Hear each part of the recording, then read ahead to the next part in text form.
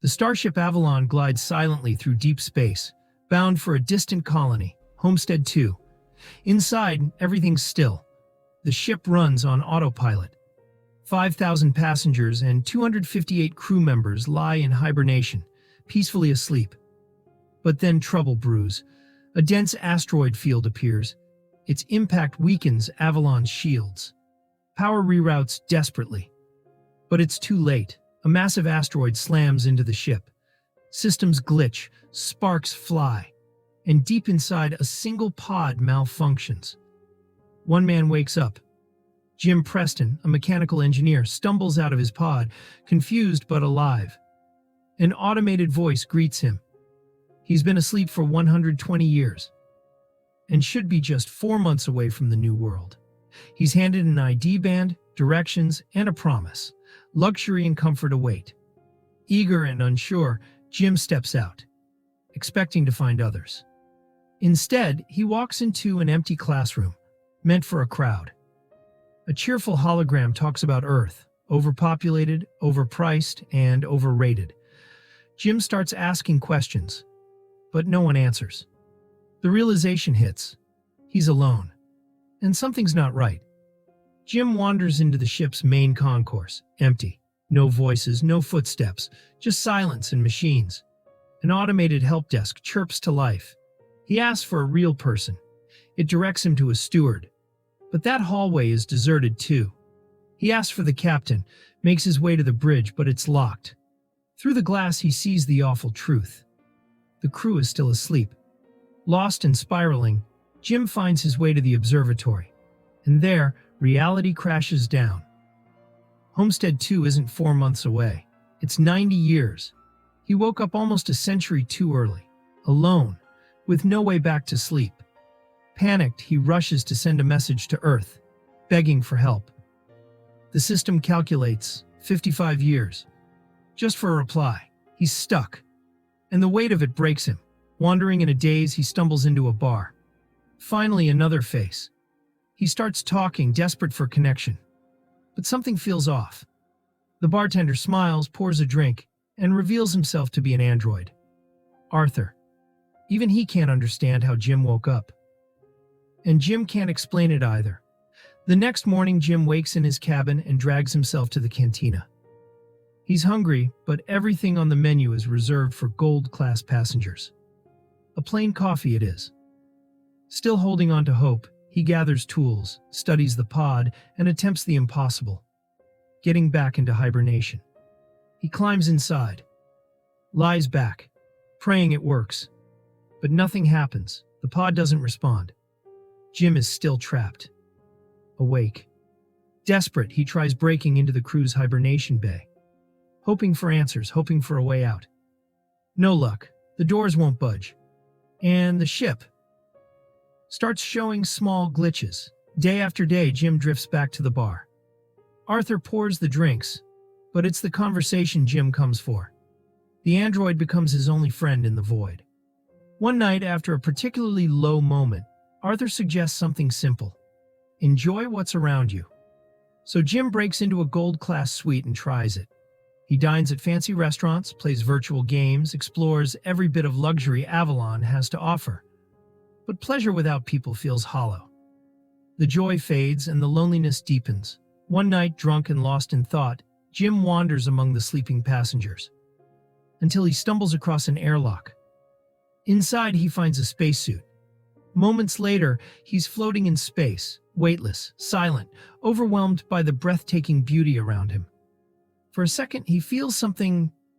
Peace, maybe. He's the only conscious human being in the galaxy. But when he returns inside, the silence closes in again.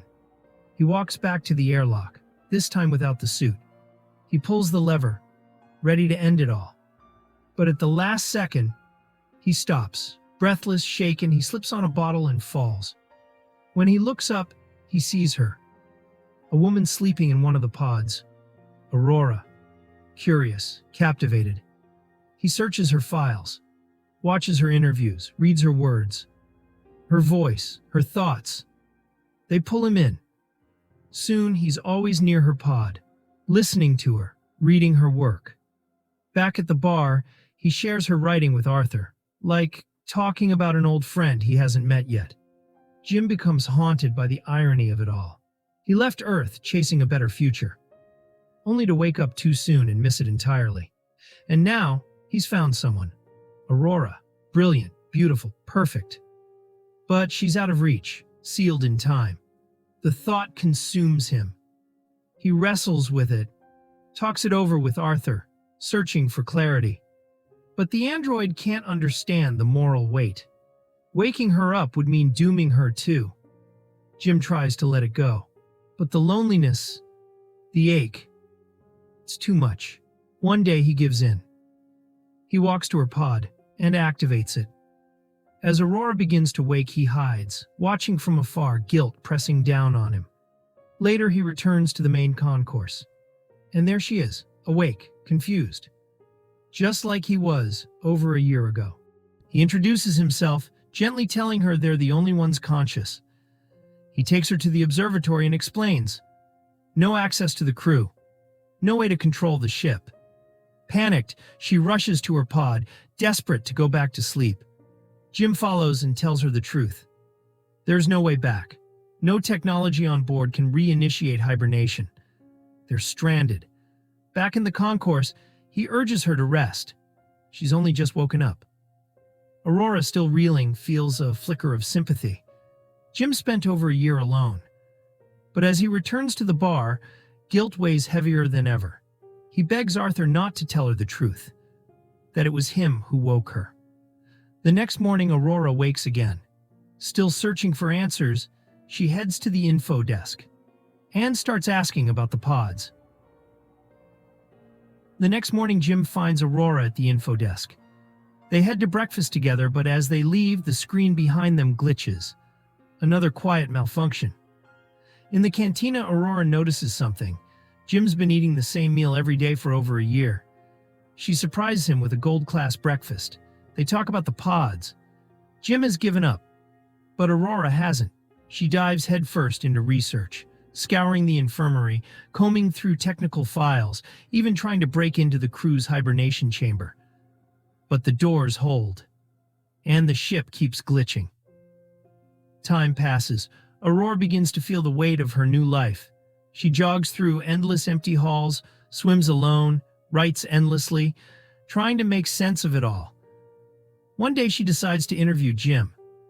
She asks why he left Earth. He gives the usual company lines, but then opens up. He wanted more. A new beginning.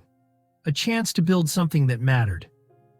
Later, in the observatory, Aurora finally shares her own reason for being there. She's not like the others.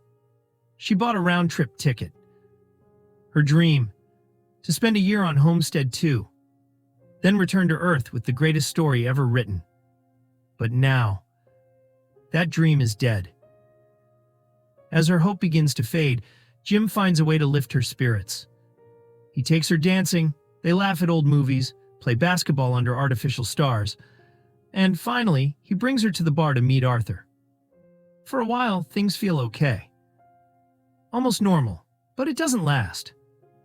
Aurora's smile fades. Her thoughts drift back to their reality. She pulls away.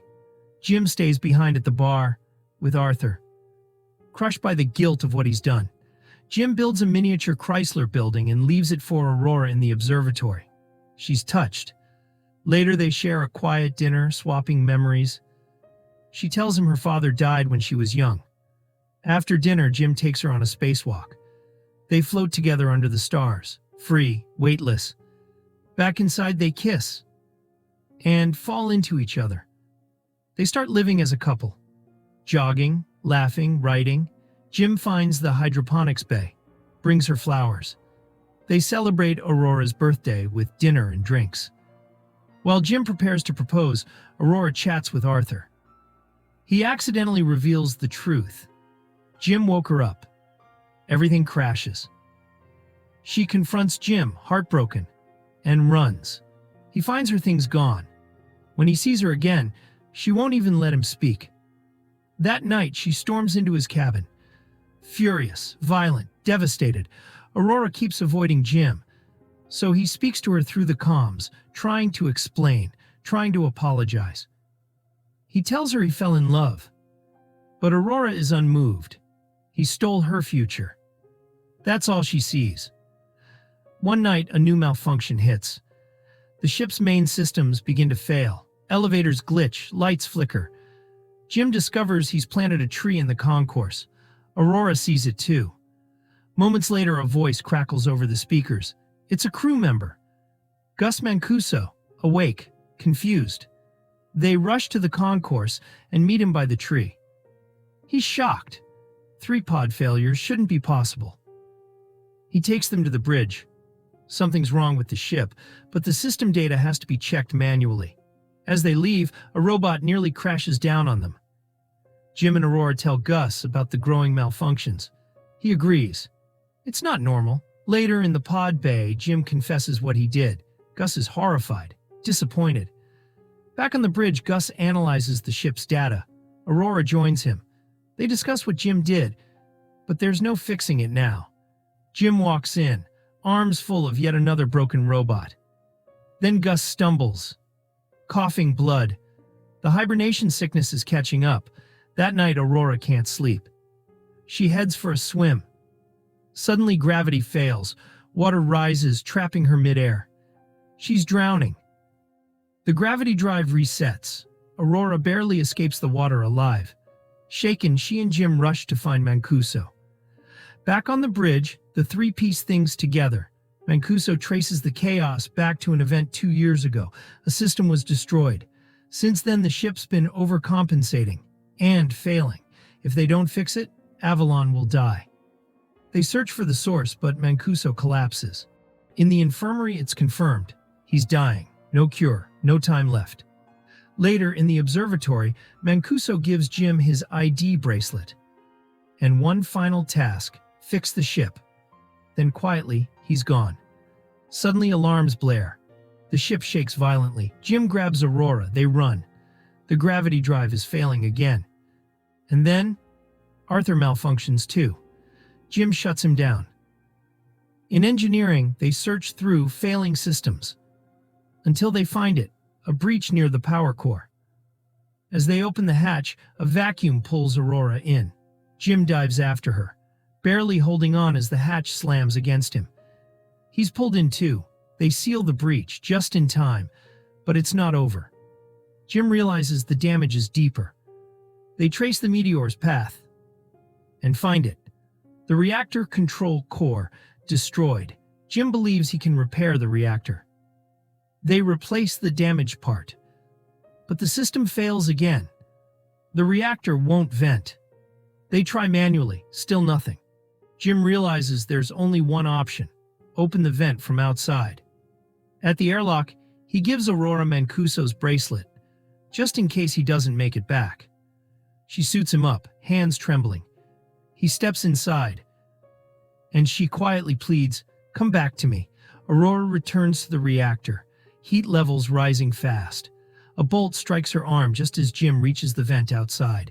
He struggles to force the door open, then radios in. He'll have to hold it manually. There's no other way.